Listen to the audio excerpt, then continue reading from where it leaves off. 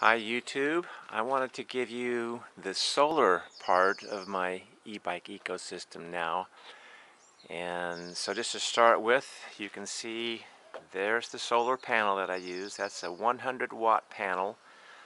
I got it from Windy Nation through eBay, and I've had this panel now for 4 years and it has worked flawlessly. I have no issues whatsoever. So I have a two-way system here. I can charge either directly from the sun with one of these little devices.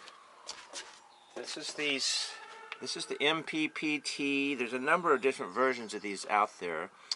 I bought this particular one from AliExpress, and it has worked extremely well for my 48 volt systems. You can see I'm charging this battery right now. This is one of my 48 volt packs.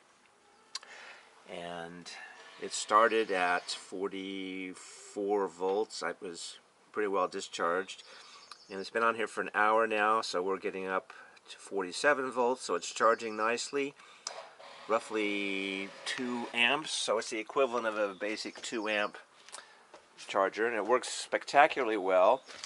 And again, the solar panel is feeding this. I had this little cabinet here that I keep this solar gear in. I installed one of these.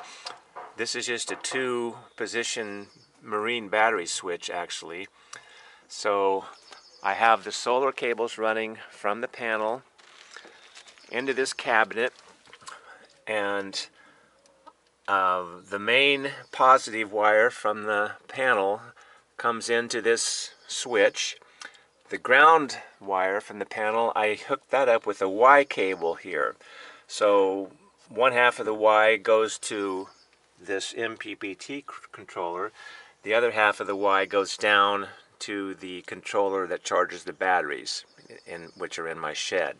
So just depending on what I want to do, I just switch it. It has position number 1, sends all the power to my MPPT charger. And then if I just toggle it over to position number 2, all that power goes to the controller in the shed, which charges those 12 volt batteries. So right now I've got it on position number 1. All the solar power is coming into this MPPT charger, and again it is now charging up this 48 volt battery.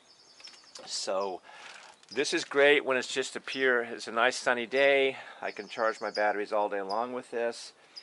And I made my input cable, which comes out of this charger, long enough so if it's a really cold day, I can run my cable inside my door here, so I can charge my batteries inside where it's warm. Because again, you never want to charge a lithium-ion battery under 32 degrees, because it will definitely ruin your battery. So that's the MPPT charger part, and then of course I've showed you in earlier videos that I also have the solar panel rigged up, so it will come down and keep these two 12 volt batteries charged. So if I need to, I mean at any time, I can use this inverter to plug my regular bike chargers in, charge my bikes here in the shed, or again I can do an individual battery, charge it up there with that MPPT controller. So with this inverter and with my total 160 amp hour capacity with these batteries here linked in parallel, again each battery is 60 amp hours, so if I needed to, I could be charging 2 bikes here from the inverter. Again, on this side of the inverter you can see there's 2 standard 110 outlets there. So I could have 2 chargers plugged into this inverter, charging 2 bikes here in the shed if I needed to. And those would be charging just from the battery power. I mean, because the solar panel right now, I've got it in position number 1, so all the power is going up there to that MPPT converter. But these batteries are fully charged, so they could also be delivering a full charge from the batteries and the inverter into the bike chargers that I could have plugged in then to the batteries in this shed. So you can see, and this is all from one 100 watt solar panel. So it's just remarkably effective. And that panel plus the controller for the panel, which is, again, is mounted here in the shed, that combination cost me $150. And then this MPPT controller, you can get these a number of different places, and again, there are a number of different versions, but they're roughly all perform the same, and they're roughly all somewhere between around $35–40. So, and then I bought this particular switch. This is an Atwood switch. I paid $20 for this on eBay, and it works really well too. It's very simple. I've got it bolted onto my shelf here, so I don't want to take it off. But basically, there's just 3 terminals in this switch. One terminal is what the hot wire from your solar panel attaches to, and then there's 2 other terminals, one for position 1 and one for position 2. There's just brass nuts in there, so it's incredibly easy to put that together. And then you have this really cool system, so you can just switch. When I'm not using it, actively charging up here, I just keep it on position number 2, which then all that solar power is going into the batteries down in the shed, because I don't charge these all day long off this MPPT controller. It's just whenever I do use it, I know the batteries are fully charged, so there's no particular reason to leave it hooked on that position 2 on my switch here. So anyway, it's a really highly effective system, and again, I most of the time just charge my bikes completely for free from the sun, and it's just amazingly effective. And this whole setup with the panels, this switch, and this MPPT controller, that's about $200 total that I've got invested in that system. Then I did buy the solar batteries, and you could get by without the batteries. It's just a nice way to be sure, no matter what, you always got that capacity to charge your batteries, because especially if you need to do a number of them.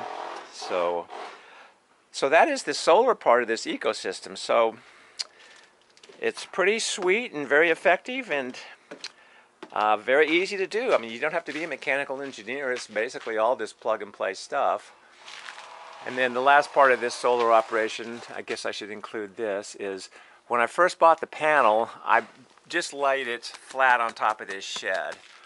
And it just kind of looks sloppy, and it was not the ideal angle, because especially when the winter season starts to come in, the roof of my apartment would basically shade the shed, so this panel really didn't get much sun at all in the wintertime. So I bought this, I shouldn't say bought, I basically constructed this platform, and it's just PVC pipes with a 3-way connector up here, but it's it's nice and stable. And then I mounted this bracket on top of that, which holds the panel really securely at the perfect angle, basically, to capture the sun all day long, and also in the wintertime it's positioned well, so I get sun most of the day, even in the wintertime, with this bracket. So again, it's a pretty nice feeling to have all this stuff, and I never spend any money whatsoever on transportation. I don't put any emissions into the air, and it's just a lot of fun, and it works extremely well. And you can do this yourself without spending a ton of money. So there you have it. That is the solar part of this e-bike ecosystem. You've seen the shed part. I've showed you both the bikes, and so that's it. Again, I've got roughly a total of $4,000 invested in this complete setup, and I have great range.